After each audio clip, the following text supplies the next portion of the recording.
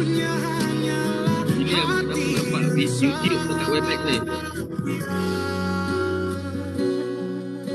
Nampak YouTube dekat Webex ni. Terimalah cintaku yang luar biasa, tulus padamu.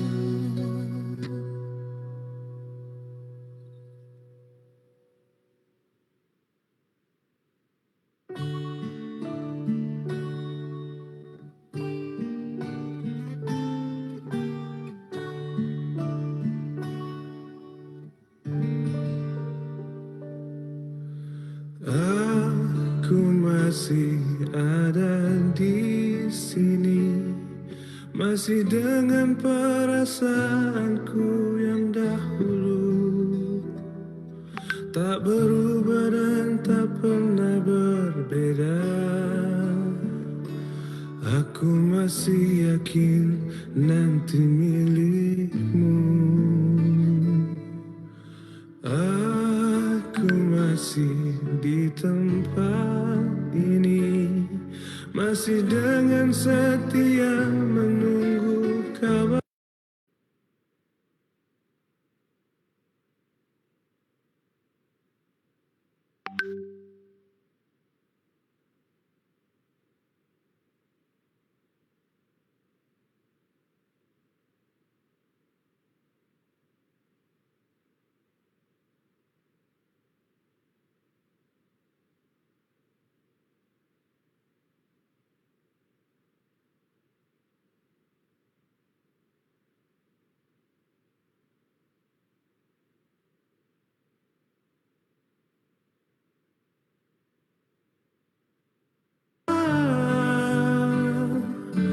Engkau jauh di mata, tapi dekat di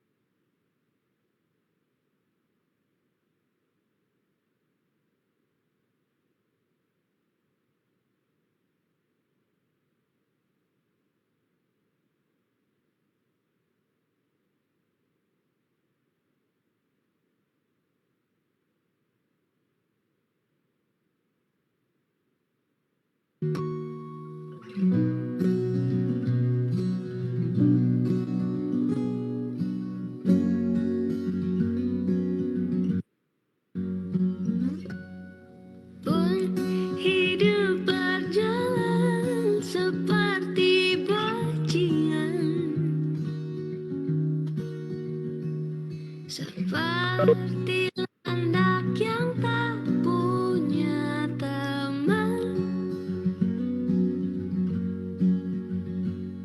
Ia menggonggong bak suara hujan, dan kau pangeranku mengambil peran.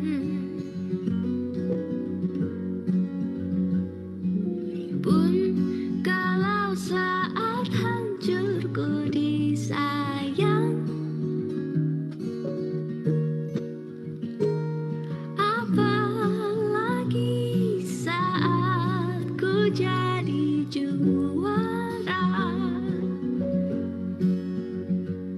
Saat tak tahu arah kau di sana,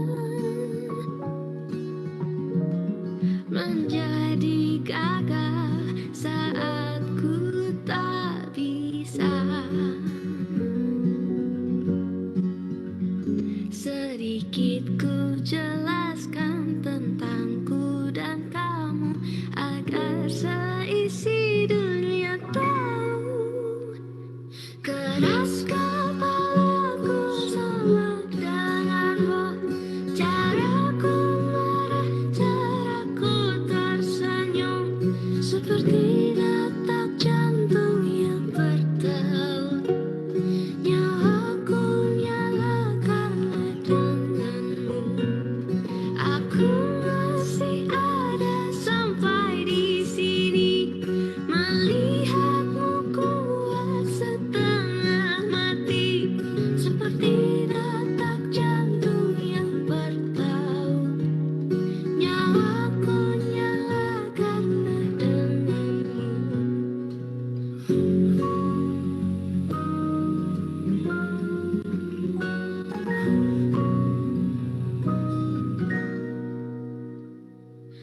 Pun aku masih tak mengerti banyak hal. Semuanya berenang di kepala, dan kau dan semua yang kau tahu tentangnya menjadi jawab saat ku bertanya.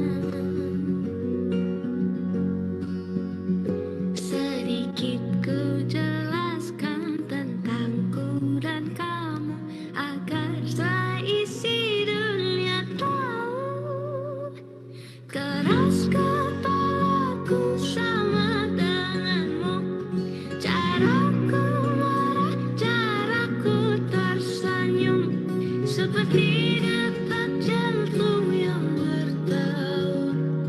Nyawaku nyala karena denganmu. Aku masih ada sampai di sini, melihatmu kuat setengah mati, seperti detak jantung yang berdeut. Nyawaku nyala karena denganmu. Semoga lama hidupku di sini, melihatku berjuang sampai akhir, seperti detak jantung yang berdeut. Nyawaku nyala karena denganmu.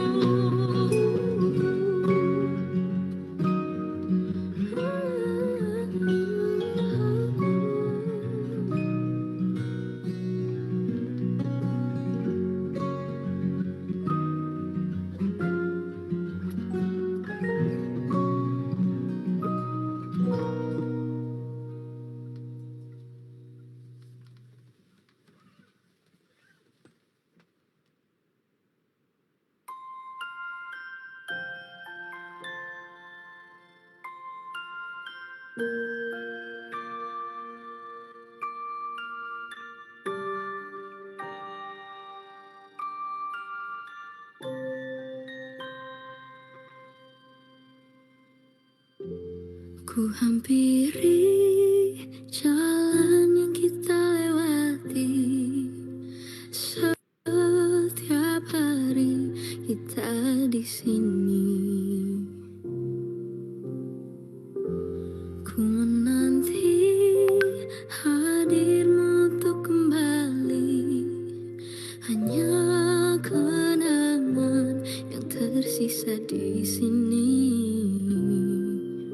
Namun sekarang kau telah pergi, dan ku yakini kau takkan kembali. Mungkin hari ini, hari esok atau nanti, berjuta memori yang terpatri dalam hati ini. Mungkin hari ini, hari esok atau nanti, tak lagi saling menyapa, meski ku masih harapkanmu.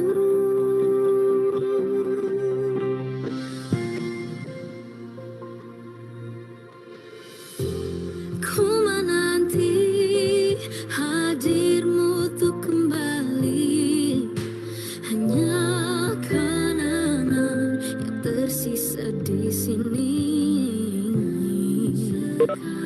Sekarang kau telah pergi, dan ku yakini kau takkan kembali. Mungkin hari ini, hari esok atau nanti, berjuta memori yang terpatri dalam hati ini. Mungkin hari ini, hari esok atau nanti, tak lagi saling menyapa, meski ku masih harapkanmu. Sesungguhnya hatiku tak sanggup menerima, tak lupakan segalanya. Mungkin hari ini, hari esok atau nanti, berjuta memori yang terpatri dalam hati ini. Mungkin hari ini, hari esok atau nanti, tak lagi saling menyapa, meski ku masih harapkanmu. Meski ku masih harapkanmu.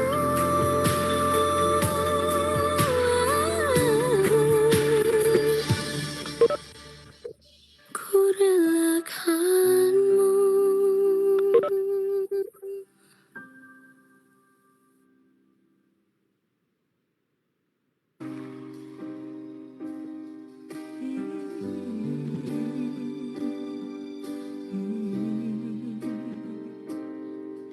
Mungkin ini memang jalan takdirku, mengagumi tanpa dicintai. Tak mengapa bagiku, asal kau pun bahagia dalam hidupmu, dalam hidupmu. Telah lama ku pendam perasaan ini, menunggu hatimu menyambut diriku. Tak mengapa bagiku, mencintaimu pun adalah bahagia untukku, bahagia untukku.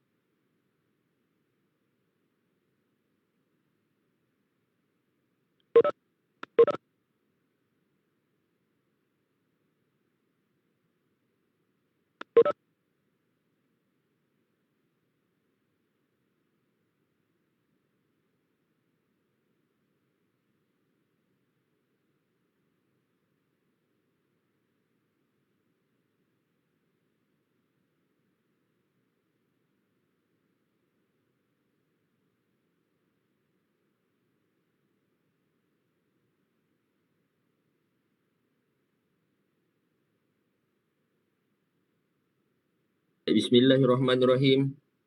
Assalamualaikum warahmatullahi ta'ala wabarakatuh. Selamat pagi, selamat sejahtera semua. Jadi kita mulakan sesi perkongsian ilmu kita pada hari ini dengan bacaan Alhamdulillah alamin arrahmanirrahim maliki yaumiddin. Iyyaka na'budu wa iyyaka nasta'in. Ihdinas siratal mustaqim. Siratal ladzina an'amta 'alaihim ghairil maghdubi waladdallin. Amin. Alhamdulillah, bersyukur kita kepada Allah Subhanahu wa taala kerana limpah rahmat sama-sama dapat meneruskan sesi perkongsian ilmu kita pada hari ini yang dibawakan khas daripada UTM iLeague meskipun dalam situasi semasa yang cukup mencabar pada masa ini. Saya juga ingin mengalu-alukan kehadiran saudara-saudari, tuan-tuan dan puan-puan, hadian anda semua melapangkan masa untuk berkongsi pengetahuan dan pandangan masing-masing bagi faedah bersama. Tuan ini secara langsung melalui Facebook Live rasmi UTM iLeague. Para hadirin sekalian, hari ini perkhidmatan awam berada di tahap yang cukup kritikal untuk menggalas amanah dan tanggungjawab yang diberikan. Apatah lagi dalam situasi kini di mana negara berada dalam situasi pandemik COVID-19, para penjawat awam perlu terus bergerak bagi memastikan segala perancangan dapat terus dilaksanakan dengan efisien dan pantas. Skenario dan cabaran semasa serta trend global memerlukan kita mengubah cara kita memberi perkhidmatan kepada rakyat agar perkhidmatan awam terus diyakini dan dihormati. Kita perlu berubah dan pantas menyesuaikan diri dalam perubahan semasa agar terus kekal relevan. Saya ingin memberikan sedikit pandangan yang mana saya petik daripada kata-kata mantan Presiden Amerika Syarikat yang pernah menyebut kepada kita, iaitu Barack Obama. Ianya berbunyi begini, challenge will not come if we wait for some other people's or some other time. We are the ones we've been waiting for, and we are the change that we seek.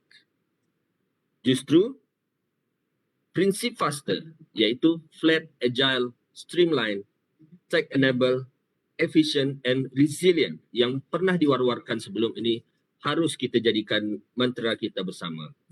Secara khususnya, prinsip faster ini membolehkan penjawat awam sentiasa adaptif dan sensitif kepada kehendak semasa. Bekerja secara biasa tidak akan membuahkan hasil yang luar biasa. Dan untuk itu, tajuk perkongsian ilmu yang kita bawakan pada hari ini adalah pembinaan dashboard menggunakan perisian Microsoft Power BI. Okay, dan perkongsian ini akan disampaikan oleh seorang ataupun salah seorang daripada rakan kita yang bukan calang-calang. Baik, bacakan sedikit biodata beliau, yang mana beliau merupakan graduan dalam jurusan Sarjana Muda Kejuruteraan Awam daripada UTM sekitar tahun 2012, dan seterusnya beliau juga menerima Sarjana Kejuruteraan Alam Sekitar dalam teknologi membran sekitar tahun 2016.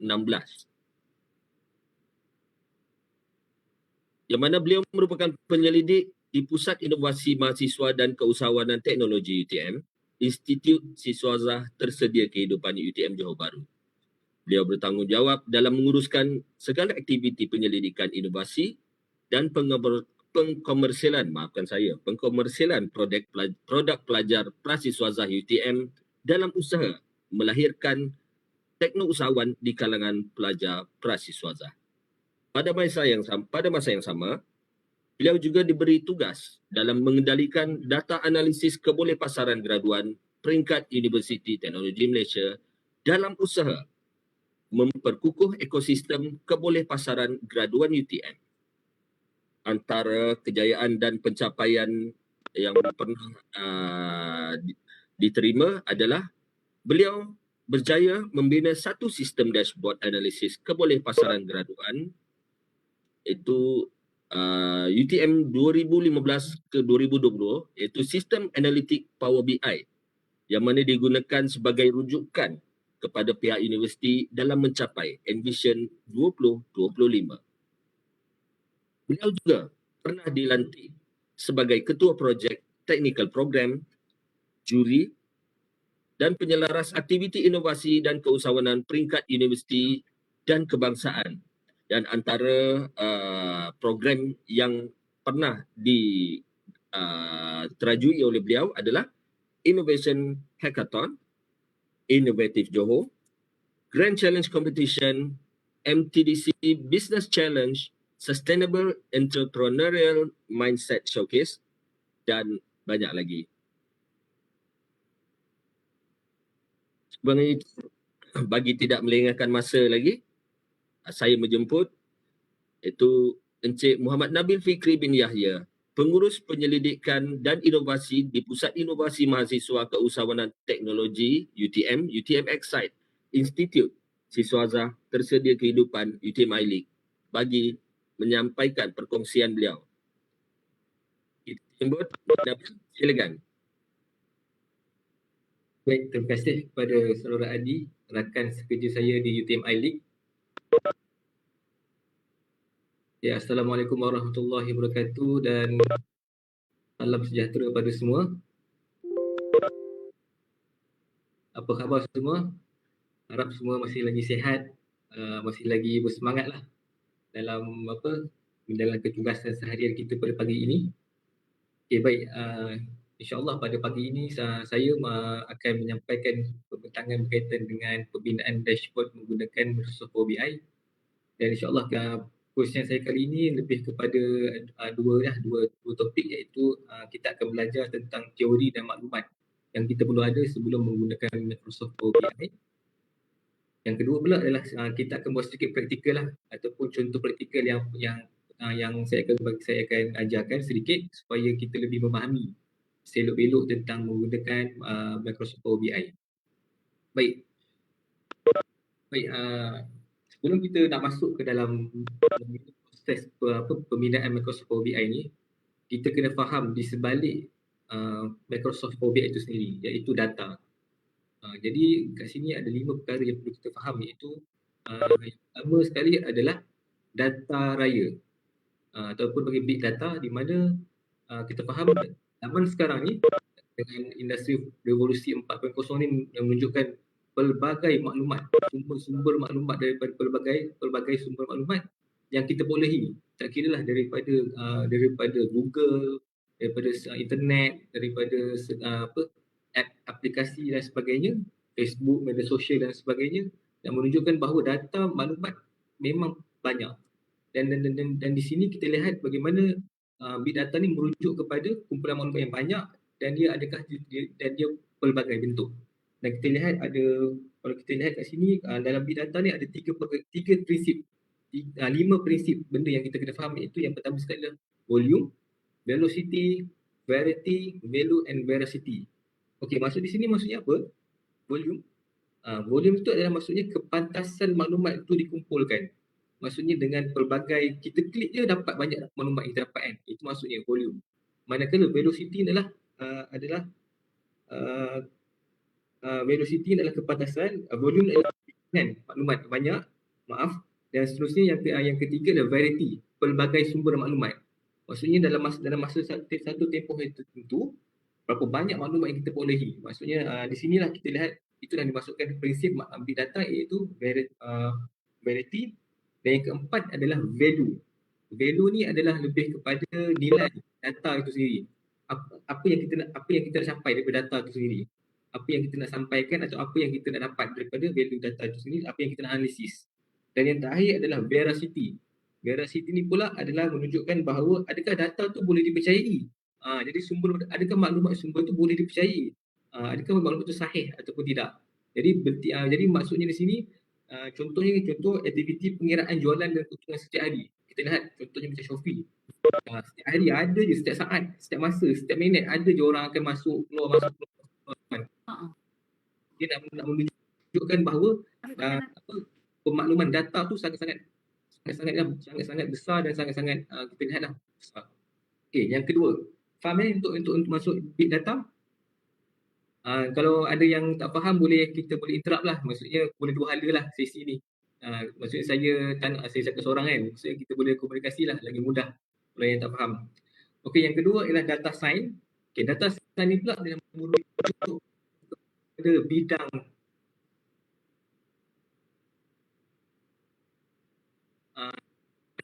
kita kajian dan kita akhirnya mengeluarkan konsep, teori dan sebagainya yang daripada maklumat, daripada big data tu. Itu data science. Manakala yang ketiga pula adalah data analytics. Data analytics yang merujuk kepada proses pengolehan data. Dan kat sini lah kita kena lihat. Mungkin kita perlu data tu adalah kita perlu bersihkan data, kita perlu cleaning data ataupun wrangling data, ataupun akhirnya kita boleh membuat satu kesimpulan daripada data tersebut, daripada set data tu apa yang kita boleh dapat. Jadi itu masuk data analytics. Dan seterusnya barulah kita masuk kepada business intelligence. Jadi business intelligence atau dipanggil sebagai BI merupakan perisian yang boleh menganalisis daripada semua maklumat dari data. Jadi manakala Microsoft Power BI adalah salah satu daripada BI business intelligence perisian kita. Jadi boleh faham tak maksudnya sebelum kita nak buat apa itu Microsoft Power BI, kita faham apa itu big data, data science dan juga data analytics. Okey, faham ni semua?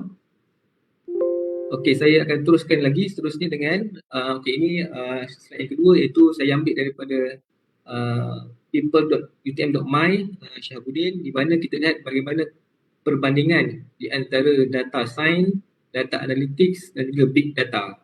Kita lihat bagaimana kawasan aplikasi yang ketiga-tiga ni tools ataupun language yang digunakan, dan juga kita lihatlah bagaimana dia punya gaji ataupun dia punya kriteria gaji lah. Kita lihat bagaimana kita the world is generating data at a high rate. Maksudnya di sini kita faham memang sekarang ni dengan teknologi yang sekarang ni berbagai sumber maklumat memang akan berlakunya sumber data yang terbuka yang banyak. Okay, commonly use BI tools. Ini contoh yang biasa yang kita dengar lah. Contohnya W, Datapine, Sync, Power BI dan Google Studio dan sebagainya. Kita lihat bagaimana BI tools ni sebenarnya bukan yang terhad kepada Power BI, Microsoft, tapi banyak lagi. Tapi salah satu yang saya akan ajarkan adalah Microsoft Power BI lah yang kita akan saya akan bentangkan.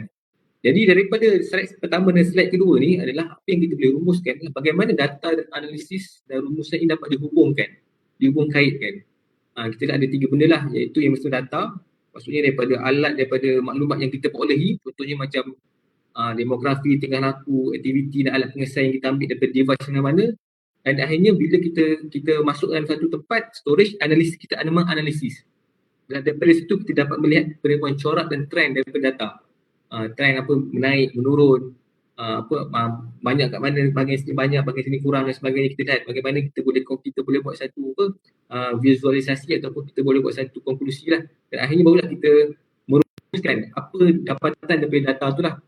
Nilai yang diperoleh ni penggunaan analisis kan. Jadi 3 benda ni lah yang penting kita kena faham sebelum kita nak buat sesuatu dashboard Power BI. Okay, faham je semua? Kalau ada yang tak faham boleh interrupt. Okay, seterusnya kita pergi ke struktur data. Struktur data ni ada 4 yang boleh saya sampaikan, iaitu yang pertama yang paling atas sekali adalah berstruktur. Jadi berstruktur ni maksudnya data yang mempunyai model dan format yang jelas. Contohnya database. Contohnya kalau masa saya pelajar dulu, masa saya tahun 2012 tu, dipanggil sebagai M-Swab. Itu data-data yang apa yang ada dekat nama student, ID, fakulti mana duduk, polish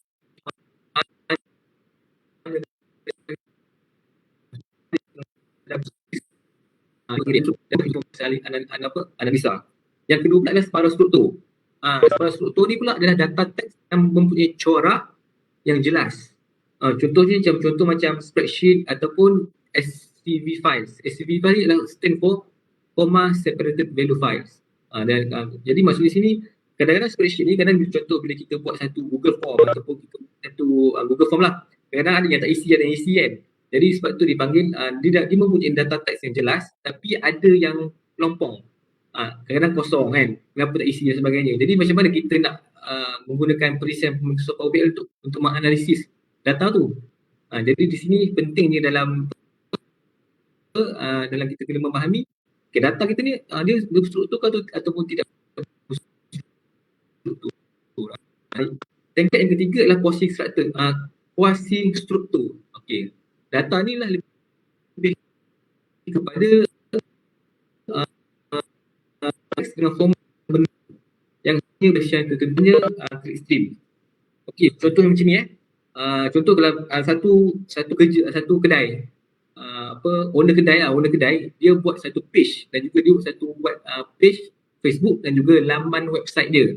Jadi dia nak tahu berapa pelanggan yang datang yang log in dalam page dia. Jadi maksudnya dia tak tentukan. Maksudnya dia masa dan bila tak tentu. Jadi dia ada 2 data yang berbeza. Maksudnya satu page Facebook, satu lagi website. Jadi 2 yang berbeza. Jadi bagaimana perlunya ada satu perisian yang tertentu untuk mergekan akhirnya buat dalam satu table, satu set data. Itu yang maksudnya quasi struktur. Dia form yang tidak menentu lah. Jadi kita kena memahami kita nak buat tu dia berformat atau tidak berformat. Dia menentu atau tidak menentu kan. Okay, dan yang terakhir sekali adalah yang paling bawah sekali itu data tidak berstruktur. Data ni lebih yang maksudnya yang pelbagai jenis file. Contohnya macam dokumen teks, Word, Words, PDF, gambar, video dan sebagainya. Jadi ini memang data yang tidak berstruktur lah. Jadi bagaimana kita nak nak keluarkan satu analitik terhadap gambar contohnya. Susahlah kan.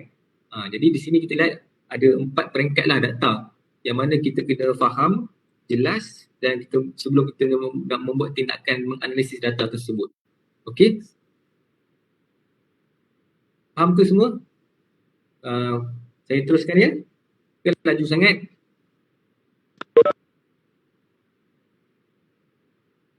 Baik, kita teruskan kepada seterusnya jenis data. Okey, jenis data ni ada 4. Kita boleh tengok di sini adalah yang pertama sekali adalah analisa deskriptif. Yang kedua analisa diagnostik, yang ketiga analisa ramalan dan yang terakhir analisa preskriptif. Jadi kalau kita lihat jenis data ni, saya beri contohlah yang pertama iaitu analisa deskriptif, itu apa yang berlaku dalam jangka masa tertentu. Okey, yang seperti mana yang saudara Adi sebutkan tadi, yang saya telah membuat satu dashboard keboleh pasaran graduan UTM 2016-2020 di mana contoh kita nak tengok berapa bilangan graduan yang telah mencapai keboleh GE je dalam masa tempoh setahun, contoh kan 2016 ataupun 2020. Itu maksud data untuk yang pertama analisa deskriptif. Apa yang berlaku? Fakulti ni berapa bilangan dia? Berapa bilangan student yang berjaya bergraduan, yang masih ataupun yang mendapat pendapatan premium RM4,000 ke atas. Contoh. Itu yang pertama. Yang kedua adalah analisa diagnostik. Mengapa ia berlaku? Ini dia lebih tinggi lagi dia punya analisis kita. Maksudnya kita kena fahami apabila data yang ada ni mengapa berlaku? Kenapa fakulti ni rendah? Kenapa fakulti tinggi dan sebagainya? Contohnya kenapa student ni dia tidak berjaya bekerja dan sebagainya. Seterusnya barulah analisa ramalan. Itu yang ketiga, apa yang berlaku dalam masa terdekat. Maksudnya di sini contoh daripada 5 tahun atau 4 tahun data keboleh pasaran tu, kita boleh buat forecasting. Kita boleh buat prediction. 5 tahun ke depan berapa GE kita ataupun berapa kalau kita kena buat satu kan, kita boleh predict. Sebab data yang dah ada sedia ada ni, kita boleh predict 5 tahun ke depan. Dan yang terakhir sekali adalah analisa preskriptif. Apa tindakan yang boleh dilakukan. Jadi di sini kita lihatlah. Contoh bila kita tengok 5 tahun ni memang agak mungkin menurun ataupun menaik. Jadi bila daripada kita pun buat ramalan sekian 5 tahun, akhirnya kita boleh buat satu decision making. Apa tindakan yang kita boleh buat? Mungkin kita boleh buat penambahbaikan dari segi bidang pembelajaran dan pengajaran kita, bidang penyelidikan kita dan sebagainya. Jadi di situ kita boleh lihat penting data nanti untuk kita buat satu decision making lah. Okey, seterusnya ada soalan. Sekejap, saya tak nampak soalan sebab saya share full screen. Macam mana Alamak. Tak apa, saya akan jawab seterusnya, okey baik. Ini daripada ini adalah merupakan graf 4 jenis data tadi, iaitu di mana kalau kita lihat kat sini ada 2 paksi, added value contribution dan juga complexity. Kalau kita boleh lihat daripada analisa graf ini adalah menunjukkan bahawa semakin tinggi added value contribution, semakin tinggi dia punya complexity dia. Maksudnya di sini kalau kita lihat, kalau macam descriptive analytic ni, benda tu dah ada, data tu dah ada, cuma kita olah, kita dapat berapa ini, bilangan ni berapa, ini berapa dan sebagainya, dapat kita bilangan dan sebagainya.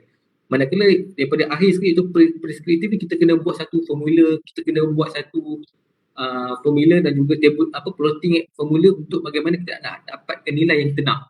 Semakin banyak nilai yang kita nak capai dan sebagainya, semakin banyak kompleks data yang kita kena hasil, kita kena buat, kita kena analisa. Jadi di sinilah kita lihat bagaimana dia punya graf ataupun graf gambar rancang data taburan data, jenis data yang kita boleh ambil lah. Baik, seterusnya. Okey, faham ni semua? Okey. Seterusnya, siapa pengguna data analitik? Okey, mungkin semua tahu kan, pengguna data analitik ni pelbagai lah. Ini contoh ni hanyalah contoh saja yang saya tunjukkan lah. Iaitu yang pertama sekali adalah sektor kerajaan dan swasta, sektor peruncitan, sektor pelancongan dan sektor kesihatan.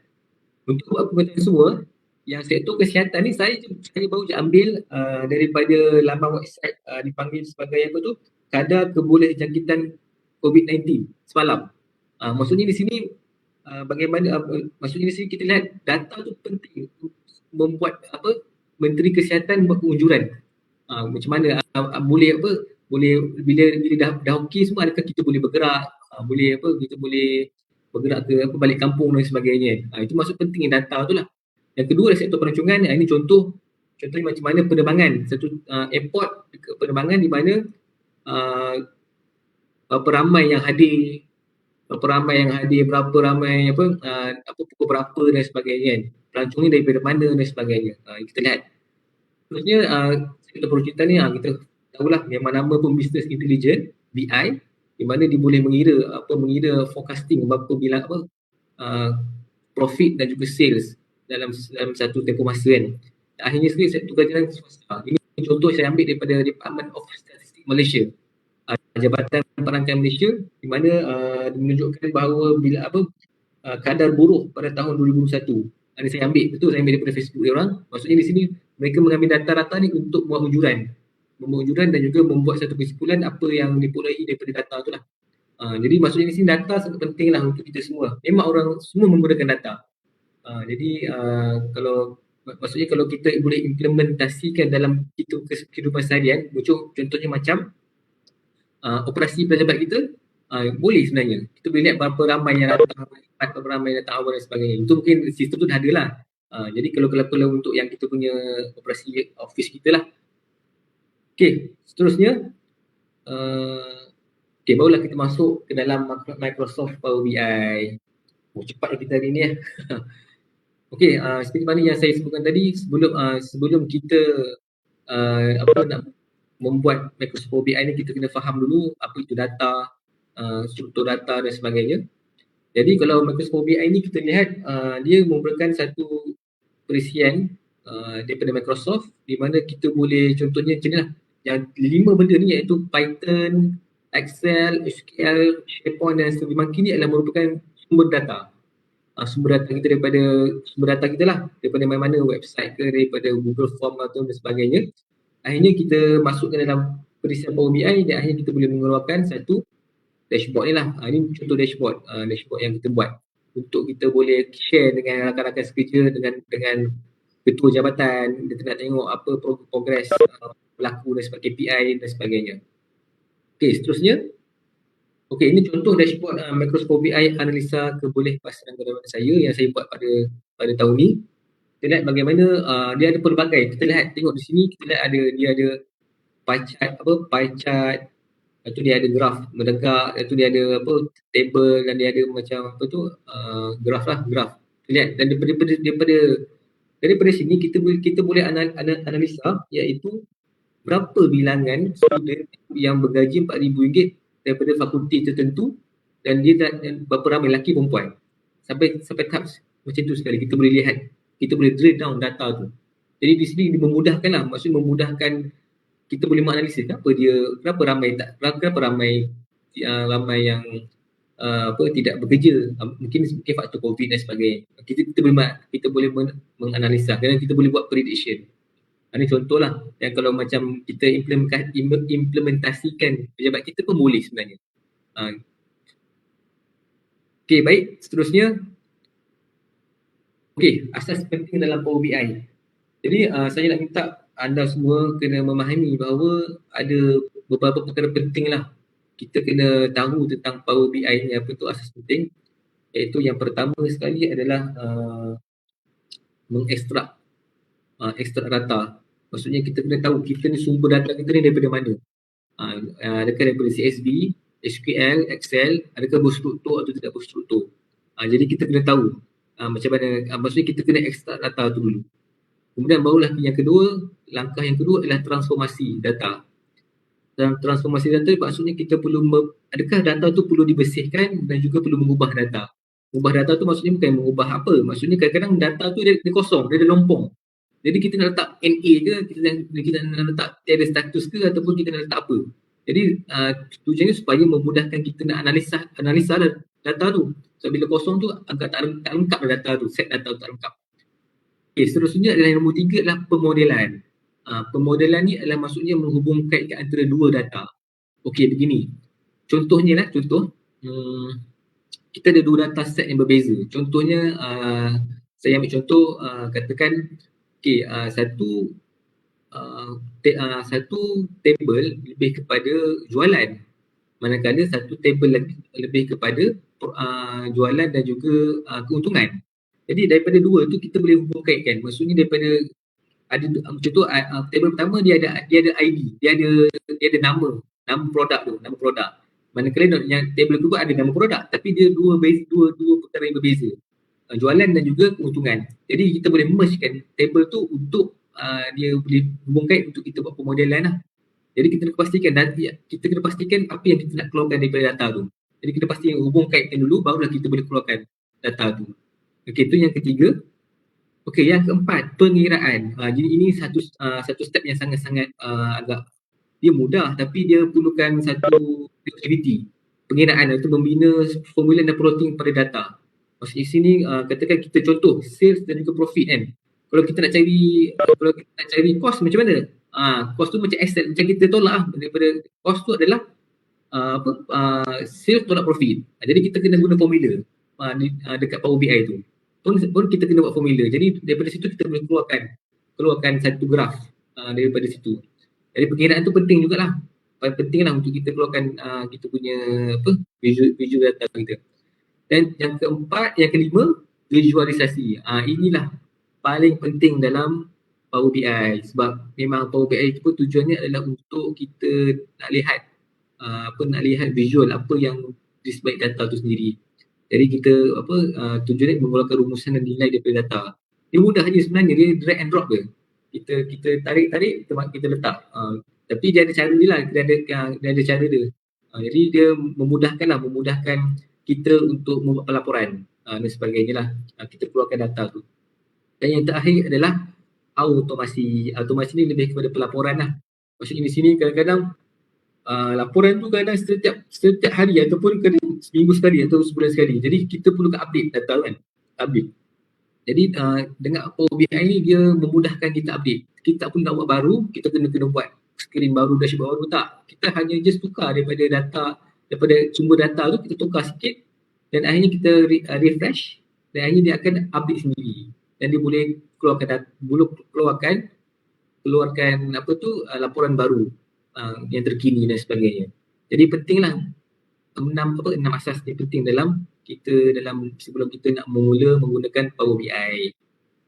Okey, faham ni semua? Okey, seterusnya kita pergi ke keperluan sebelum menggunakan data analisis Power BI lah. Okey, seperti mana yang saya sebutkan tadi, saya ambil quote lah kata-kata daripada Stephen Covey dalam bukunya The 7 Habits of Highly Effective People kan. Di mana dia sebutkan begin with the end in mind, topik yang kedua kan. Maksudnya sini sebelum kita nak buat satu perkara tu, kita kena tengok apa yang kita nak buat. Di akhir tu kita nak capai apa. Jadi ada 3 benda lah sebelum kita nak buat satu dashboard Power BI atau data analisis. Yang pertama, kita kena senaraikan pertanyaan dan objektif yang kita ada ni. Adakah saya punya maklumat yang cukup, maklumat yang berkualiti, adakah maklumat tu boleh dipercayai. Itu yang paling penting. Adakah maklumat ni boleh dipercayai, yang boleh digunakan. Itu kita kena tanya soalan kita. Yang kedua adalah persediaan data. Barulah kita masuk kepada persediaan data, di mana dekat mana data tu nak ambil. Kita kena tahu data tu dah ada ke ataupun kita tak ada. Contoh, tu adakah dia berstruktur atau tidak berstruktur.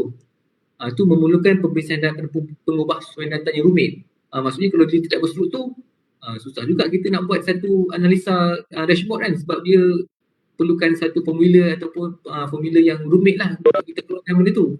Jadi kita kena perhatikan, kita kena pahalusi persediaan data kita. Dan yang terakhir sekali adalah merancang dan melukis lakaran bentuk rumusan yang ingin divisualkan. Jadi di sini kita kena merancang dan kita cuba melukis apa yang kita nak keluarkan kat dashboard kita ni.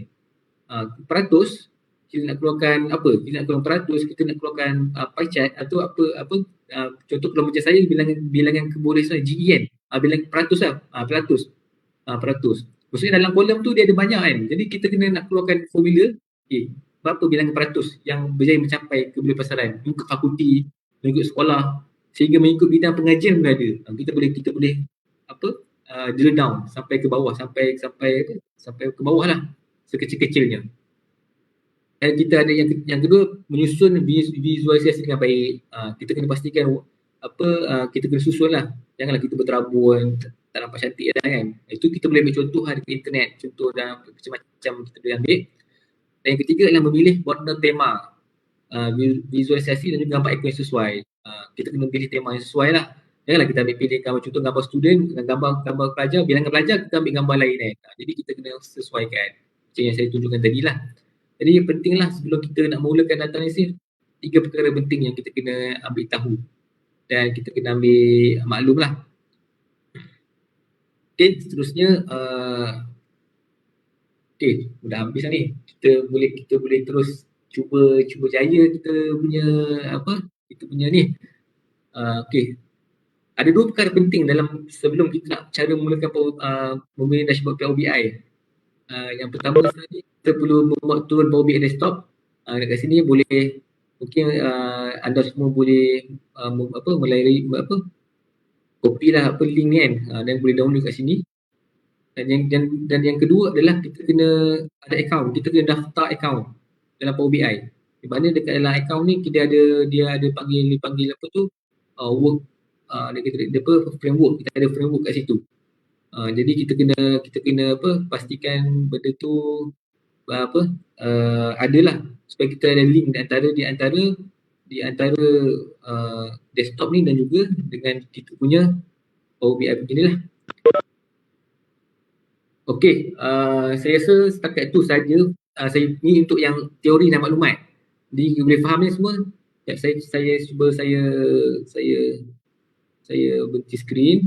Saya tengok ada soalan kan, tak silap saya. Encik Nabil, ada soalan daripada Encik Saiful Adli Ismail.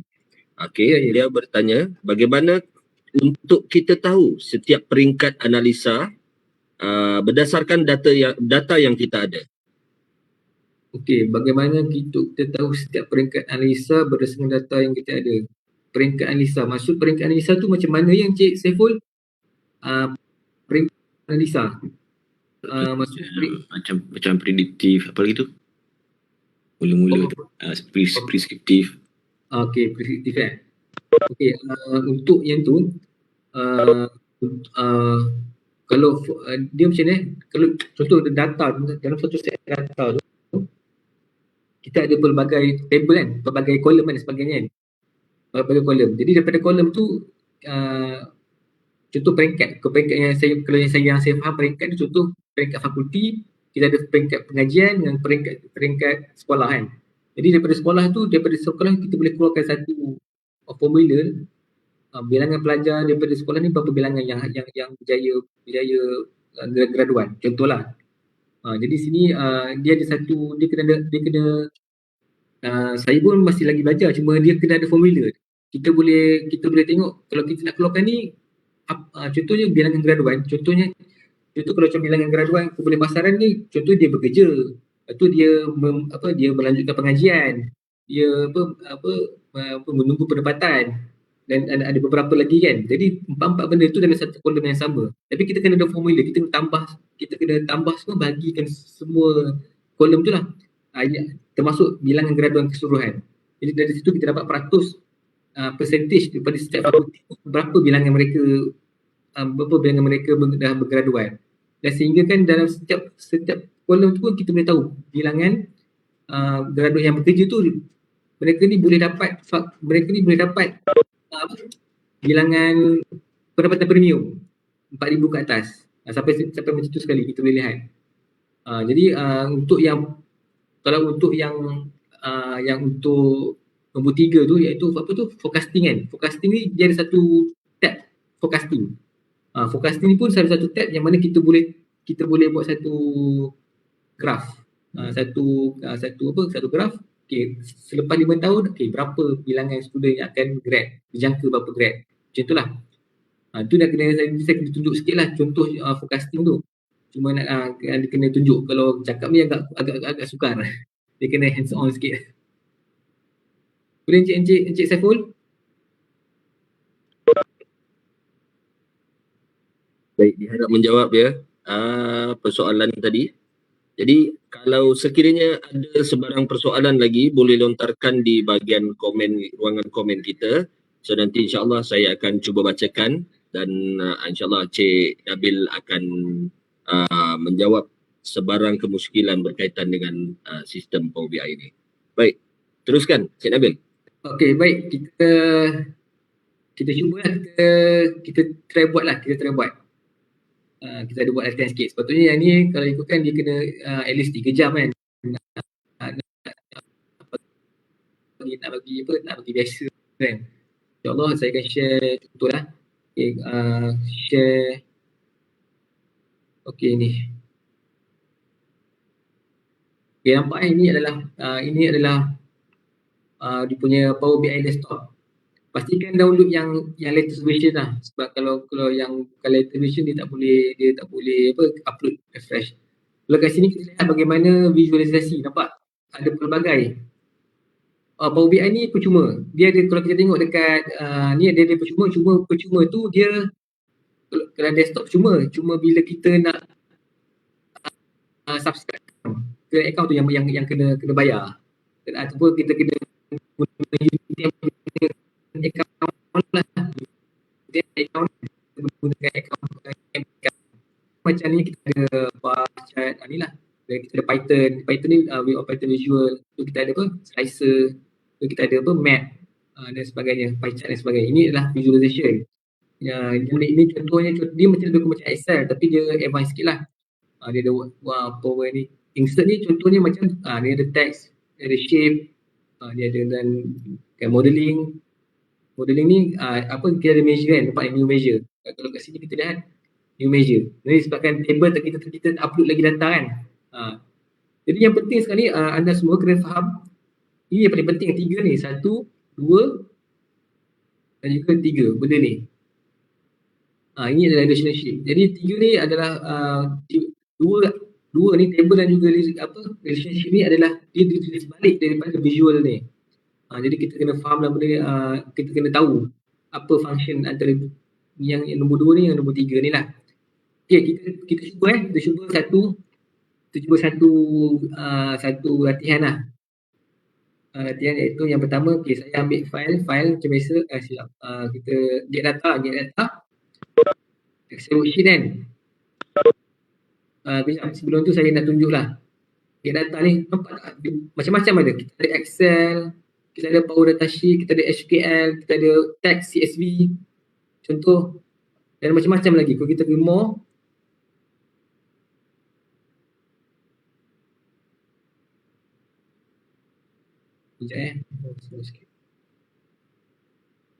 nampak? Macam data yang kita nak share. Boleh ada, besarkan dekat skrin dia. Satu skrin tabel ni nampak kecil lah, BI tak nampak.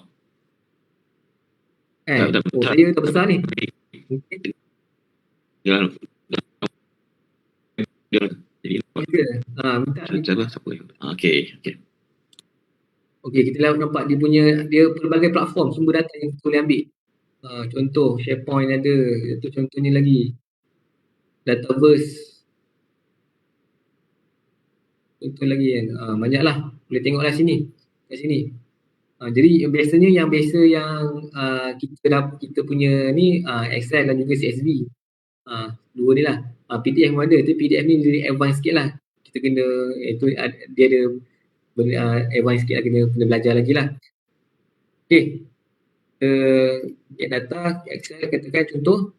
Okay, ni saya ambil ni, saya contoh daripada internet lah. Financial sample lah. Kita pergi sini, kita open. Dia akan collection, dia akan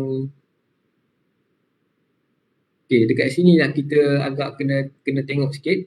Bila kita tekan kat sini, kita boleh financial ni, kita kena tengok juga ni data ni, adakah dia berstruktur ataupun dilengkap atau tak. Kadang-kadang contohnya segment ataupun country ni dia tak nombor 2. Jadi dia ada blank kat sini. Jadi kita kena transform data. Tapi bila kita tengok kat sini macam dah tak perlu transform, sebab nantilah maksudnya data tu dia clean, dia bersih data tu. Data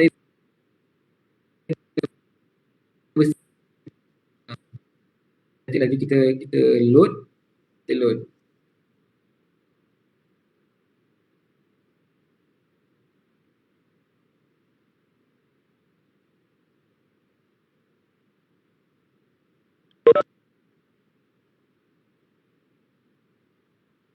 Okey, nampak tak dah keluar kat sini, dekat fill ni.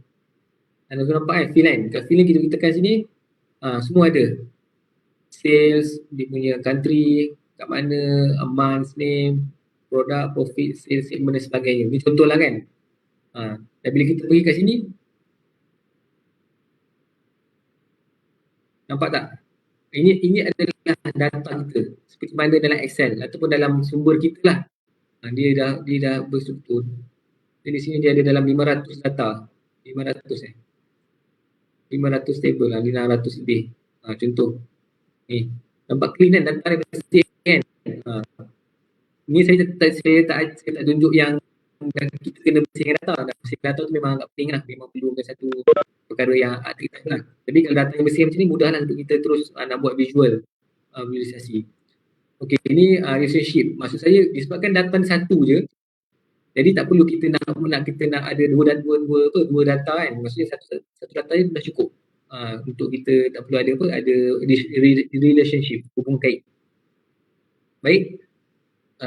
Seterusnya ini contoh okey, mudah. Okay, satu contoh kita ambil kad. Ni kad. Nampak kad. Okay, kita nak ambil berapa total sale ni kan. Drag lah. Nampak dah keluar. Keluar 180 juta pun 7 ni contoh lah. Contoh.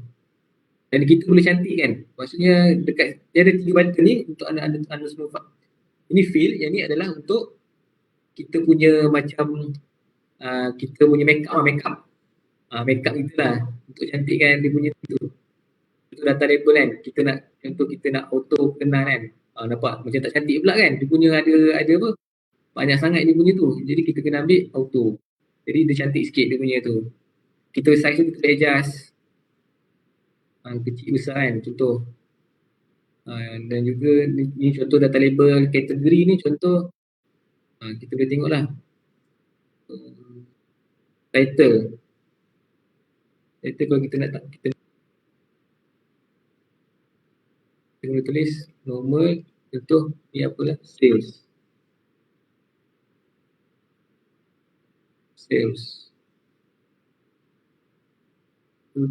Center kita besarkan, contoh kita besarkan.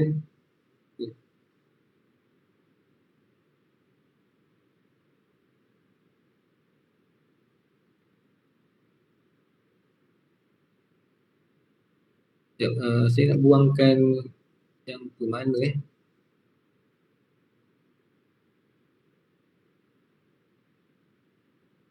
tak ada ni. Ni contohlah sales.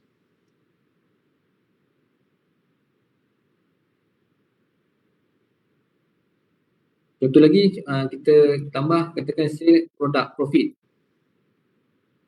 sama profit. Contohlah profit.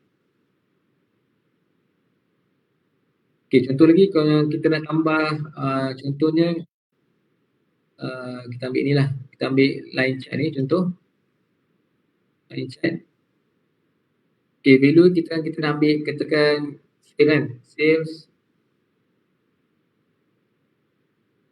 Tu kita ambil month contoh kan, month name. Lepas tu kita ada profit, contoh profit.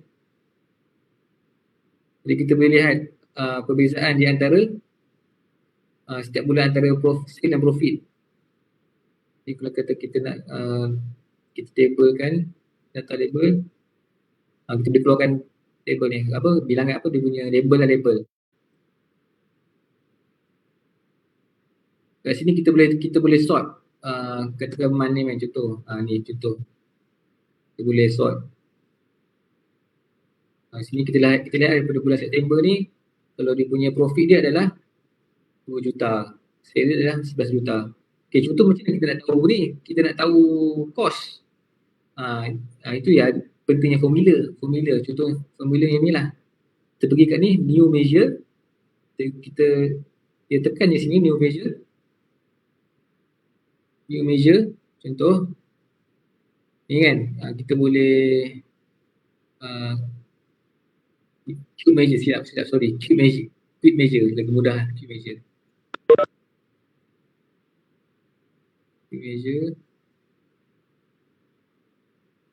Okey, contoh kita nak cost kan, cost ni biasanya ni adalah subtract kan, penolakan kan.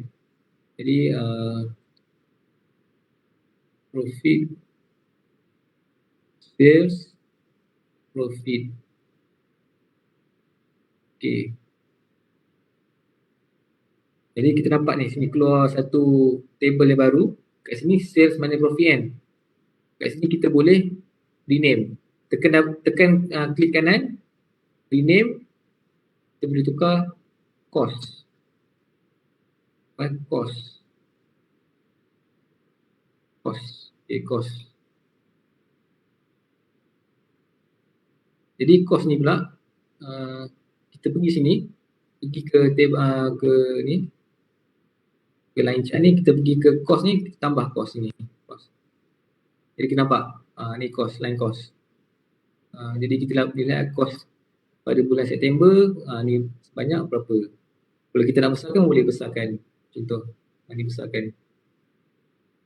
Jadi kita boleh edit lah dia punya paksi Y, paksi X dia macam mana kan. Kita kena tengok. Macam ni lah contoh yang kita boleh buat. Okay, contoh lagi saya tunjukkan, contohnya ni lah, contohnya slicer. Ni yang basic comment yang selalu kita buat. Slicer ni kita boleh, contohnya month name kan, yang month name contoh, ataupun country pun boleh, country. Nampak kita ada pelbagai negara kan, ada 5 negara. Kita boleh tukar list atau drop down. Ni saya buat ni warna putih, sebenarnya boleh tukar warna, macam mana kita boleh buat. Contoh, kat sini bila kita pilih kan, Canada kan, ni sale dia dalam masa setahun ni. Kita ke France, ni sale dia. Kita boleh tengok sebenarnya profit dia orang lah. Okay, ini contoh lah secara basic yang kita boleh tengok lah. Ada juga key all filter dan cost report ni penting juga untuk kita pastikan di antara satu sama lain dia saling berkait lah. Dia boleh berkait. Okey, macam mana kita nak save, kita nak publish dalam kita punya website kan, account. Okey, yang pertama sekali kita kena sign in. Kalau kita lihat kat atas ni, kita kena sign in dulu account kita ni, sign in. Contoh yang ni dah ada account, saya ambil je lah. Contoh lah.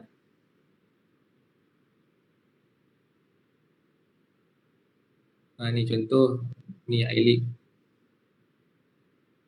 Okey, dah ada kan? Nampak dah ada. Jadi bila dah ada ni, nampak punat button publish dah ada. Tadi tak ada. Tadi dia macam dia tak keluar kan. Yang ni dia keluar dah.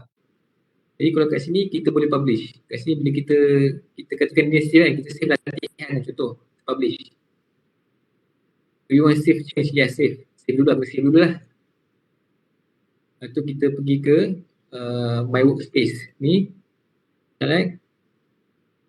Kita publishing latihan dekat Power BI punya account. Nanti saya akan tunjukkan. Okey, maksudnya dia kata sini you dah berjaya lah untuk publish. Sukses kan? Okay, kita pergi ke, saya stop sharing, kita pergi ke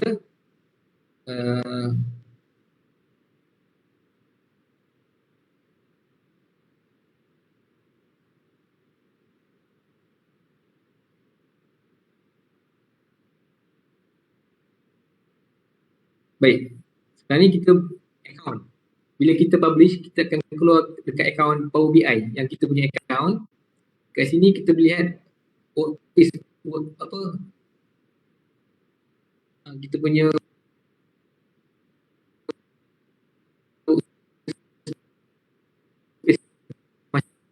Ni dia buat apa kita punya data contohnya. Ni contoh kalau macam ni GE lah contoh, GE tahun 2020. Ni contoh lah. Ni contoh. Okay, jadi kita tengok balik yang kita save tadi tu. Kita pergi tengok yang tadi latihan ada tak? Ni latihan, nampak tak? Latihan kita buka sini, keluar kat sini. Jadi kat sini yang kita boleh apa share dengan rakan-rakan kita. Dekat sini kalau kita lihat, kalau kita tengok, kita boleh export, kita boleh share, kita boleh edit juga. Tapi edit kita ni dia tak macam dekat desktop. Kalau desktop dia lebih detail lah. Tapi kalau dekat sini dia lebih edit dekat bahagian sini je lah. Contohnya kalau kita tengok file ni, contohnya kita nak share dengan kawan kita kan, contoh kita manage permission, kita pergi direct access, kita add user, kita share lah, contoh siapa kan, kita share tu kita kita patah balik tadi latihan. Tadi kita share pasal permission kan. Yang ni pula lebih kepada kalau kita nak report ni, kita boleh publish to web.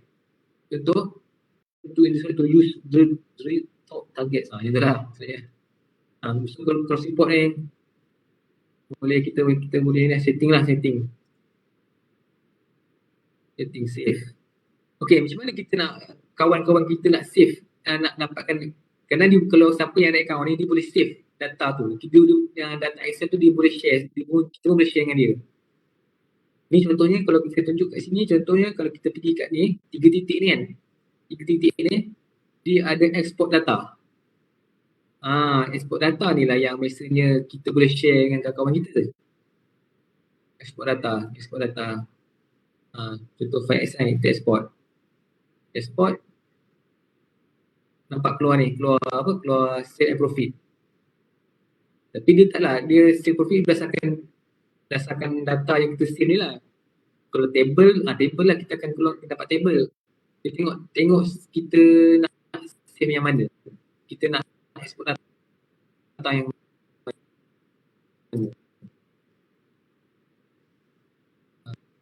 Sebagainya lah.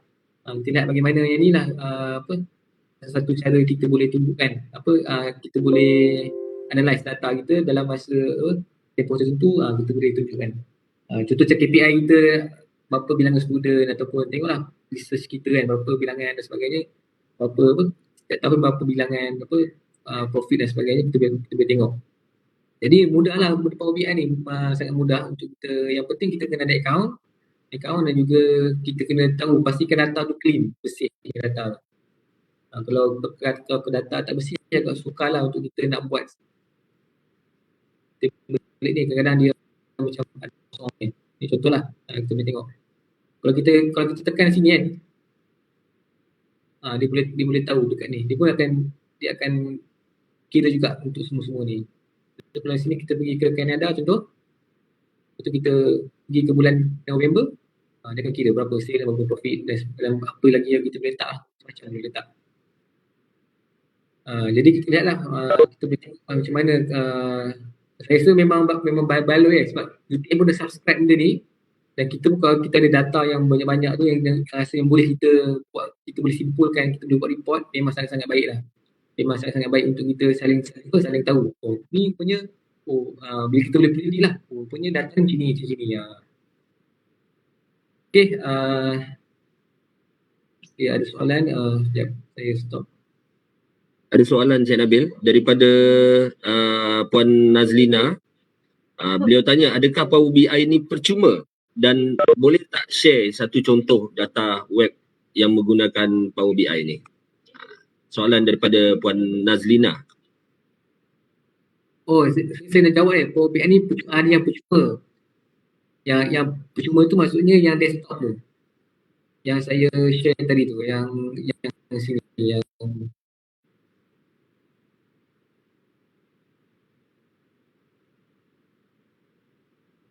sini, muat turun ni. Ni. Yang ni. Boleh download free. Semua account tu kita kena ada lah. Account tu kita kena ada.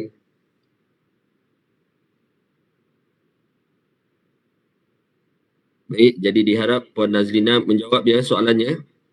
Dan itu pun mungkin dapatlah jawapan daripada soalan yang diajukan tadi di mana dah dapat link. Jadi kalau boleh kongsikan sekali lagi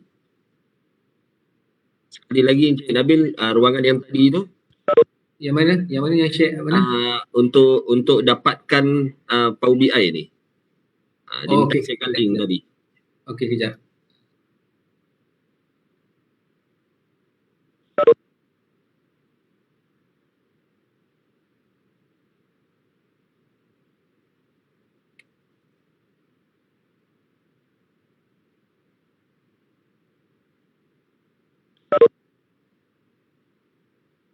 Encik Azrul, akaun MS35. Saya rasa kena tanya UTM Digital. UTM Digital lebih tahulah. Saya rasa mungkin boleh cuba dulu, mana tahu kita gunakan kita punya MS35 boleh masuk ke tak. Sebenarnya saya tak pernah guna lah, saya tak pernah guna akaun personal lah. Saya ada akaun live juga, cuma tak pernah guna lah untuk Power BI ni. Saya guna yang untuk yang iLead punya office kami lah.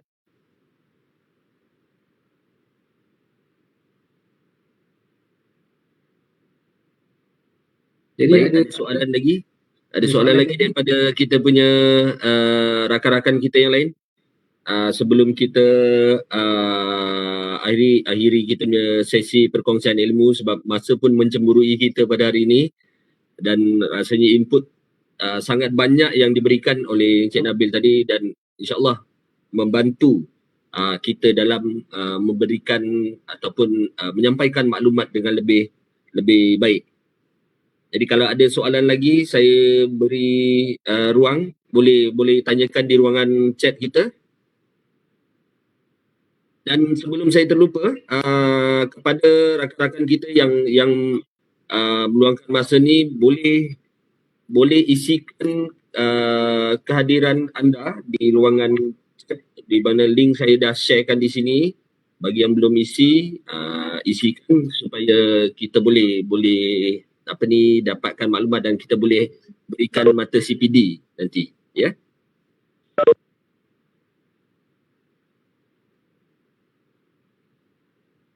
Okey, ada satu soalan daripada Encik Azrul.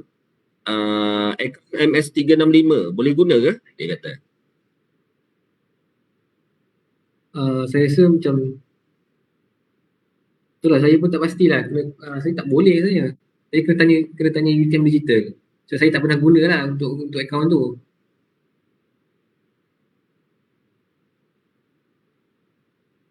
Mungkin boleh guna macam saya, kita orang iLead ni kita orang macam start akaun office tu ada dia punya akaun live dia, akaun Power BI dia. Jadi mudahlah nak kongsi pada semua fakulti ataupun mana UTMCC dan sebagainya lah, contoh yang untuk yang GE punya laporan.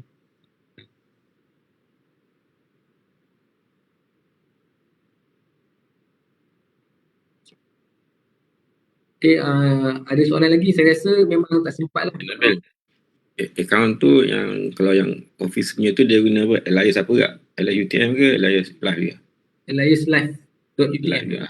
Okay, terima kasih. Sama.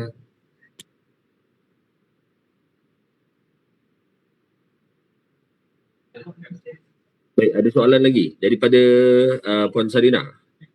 Salam Cik Nabil, berapa lama masa untuk expert guna Power BI ni? Oh, expert expert. Dia sebenarnya Power BI ni dia macam kita boleh belajar sendiri, cuma kita kena pastikan benda tu, data tu betul ke tak. Itulah kita, maksudnya saya pun macam saya, data tu saya banyak ambil daripada kementerian. Kan kita ambil kementerian punya data daripada department kementerian Anjung.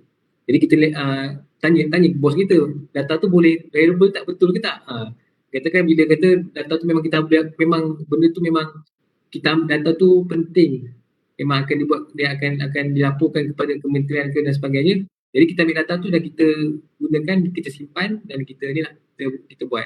Cuma nak expert tu, kalau saya ambil masa jugalah, setahun lebih juga lah nak kena tahu benda tu.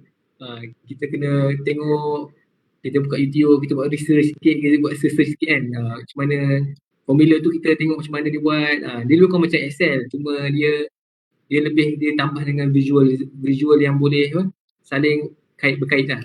Kalau macam Excel tu dia hanya satu table tu je lah. Tapi kalau macam yang visual ni dia pada beberapa table dia boleh satu buat visual kan. Itu pun nak kena belajar macam mana kan. Kadang bila kita buat tu kadang-kadang rasa macam kenapa tak keluar? Macam tu kan, kenapa dia tak baca? Itu kita kena troubleshooting, troubleshooting dan sebagainya. Itu take time juga lah. Dia perlu tengok, itu baru visual. Belum, itu kalau data dah cleaning. Kalau data belum cleaning lagi pening. Kita kena bersihkan data, kita kena pastikan data tu, katakan contohnya satu table tu, katakan table tu dia ada macam-macam perkara kan. Jadi kita nak kena pastikan kita ambil median, katakan ini mungkin kemungkinan kita rasa ini adalah ini dia punya parent dia. Jadi kita samakan. Jadi kita pastikan dia berstruktur lah, cantik. Jadi saya rasa ada soalan terakhir Cik Nabil ya. Ya. Daripada Puan Sarina, iaitu jika structured data Encik Nabil ada pengalaman tak? Structured data. Tak ada pengalaman. Saya saya ada masuk kursus Python, UTM Big Data kan. UTM Big Data punya kursus Python. Dia ada tunjuk tapi dia data tu berstruktur, tapi struktur data tu dia memang dia ada kosong, ada lompong. Jadi dari lompong tu kita nak kena kira, kita kena buat optimize data tu kan, supaya kita dapat generate satu macam formula. Kalau ini macam mana? Jadi kalau macam unstructured tu memang kalau saya tunjuk tadi macam PDF dan juga video tu memang itu memang sukarlah, itu lagi advance, itu machine learning punya tu. Tapi kalau yang macam yang Python tu dia unstructured juga, cuma kita kena buat optimization terhadap data tu. Adakah data tu kosong tu kita nak letak apa? Kosong, dash ataupun NA ataupun kita kena ni lah, kita kena buat satu macam formula lah. Buat tabulate. Baik, terima kasih kepada Puan Cik Nabil atas perkongsian sebentar tadi, dan terima kasih juga kepada Puan Sarina kerana memberikan sedikit input kepada kita untuk kita sama-sama berkongsi pada hari ini. Dan sekali lagi saya ucapkan ribuan terima kasih kepada panel kita, saudara Encik Nabil Fikri, atas perkongsian ilmu anda yang sangat bermanfaat. Dan mungkin ada sepatah dua daripada Encik Nabil sebelum kita akhiri sesi kita pada hari ini. Okey, sepatah kedua. Untuk buat Power BI ni kita tak boleh sejam lah. Dia perlukan latihan dan juga perlukan kemahiran lah. Maksudnya kita kena pergi kursus ke ataupun kita kena tingkatkan kita punya kemahiran lah. Lebih lagi kalau macam seperti yang Cik Adi sebutkan tadi pada awal-awal tadi, zaman sekarang ni zaman COVID atau zaman teknologi kan. Jadi kita nak memudahkan kerja kita, bukan cara lama, cara yang baru. Dan data analitik ni satu perkara yang penting lah untuk kita ke depan. Maksudnya contoh kalau kita nak tahu berapa bilangan student, berapa bilangan contoh kalau kat iLeague ni program kan, berapa bilangan program yang kita buat, student tu berapa ramai, berapa inovasi, berapa usahawanan dan berapa kursus umum kan, pelajar yang terlibat dan sebagainya. Jadi menunjukkan kita kena ubah cara kita kerja supaya lebih memudahkan, menyenangkan lah dengan data-data driven ni. Jadi itu saja pada saya. Terima kasih pada Encik Adi.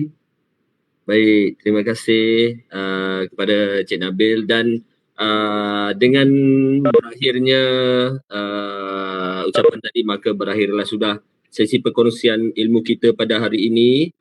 Dan seperti yang saya katakan di awal tadi, senario dan cabaran semasa serta trend global kita sekarang memerlukan kita untuk mengubah cara kita memberikan perkhidmatan kepada rakyat, dan ianya penting bagi kita berkhidmat terus kepada rakyat dan agar kita penjawat awam ni terus diyakini dan dihormati di masa akan datang. Jadi, dengan ini saya selaku moderator pada hari ini mengucapkan terima kasih dan saya sebelum saya mengakhiri, boleh tak kita sama-sama dengan rakan-rakan kita yang ada pada hari ini, tolong bukakan kamera-kamera anda, kita ambil gambar dulu sebagai kenangan sebelum saya mengakhiri sesi ini. Jadi silakan bukakan kamera-kamera anda.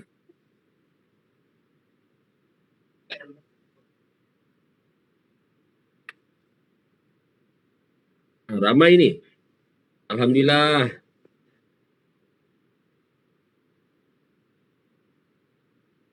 Baik. Technical team sedia?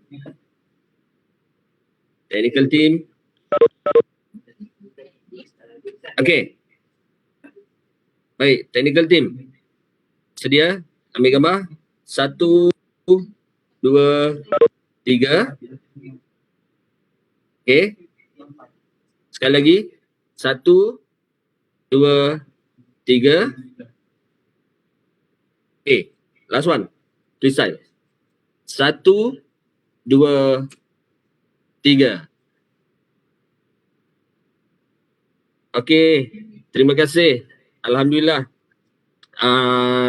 Dan untuk itu, saya selaku moderator ini memohon ampun dan maaf menyusun 10 jari sekiranya sepanjang saya mengendalikan program ini ataupun sesi perkongsian ini ada terkasar bahasa, tersilap kata, mungkin yang saya sedar ataupun tak, saya mohon ampun dan maaf. InsyaAllah kita akan cuba memperbaikinya daripada masa ke semasa. Dan semoga kita berjumpa lagi di sesi yang akan datang dengan perkongsian yang lain pula. Okey. Saya akhiri dengan tasbih kifarah dan surah Wal-As. Subhanallahumma wa bihamdika asyhadu an la ilaha illa anta astaghfiruka wa atubu ilaik. Wal 'asri innal insana lafi khusr illa allazina amanu wa 'amilus solihat wa tawassaw bil haqqi wa tawassaw bis sabr. Baik, terima kasih semua. Assalamualaikum, terima kasih dan jumpa lagi.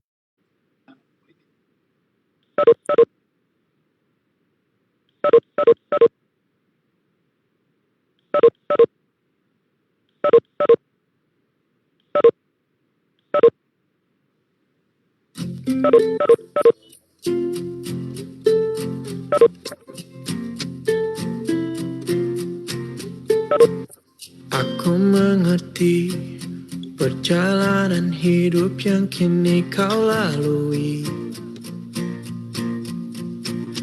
Ku berharap meski berat kau tak merasa sendiri. Kau telah berjuang menaklukkan hari-harimu yang tak mudah.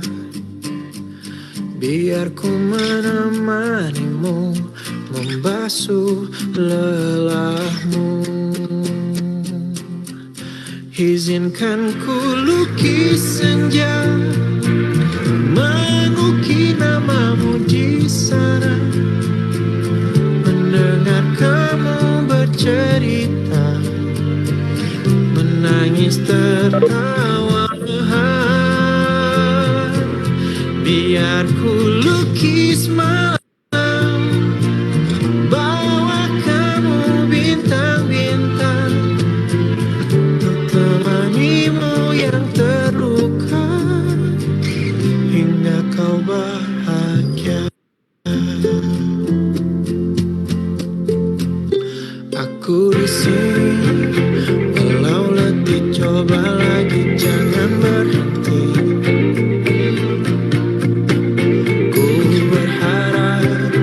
Meski berat kau tak merasa sendiri.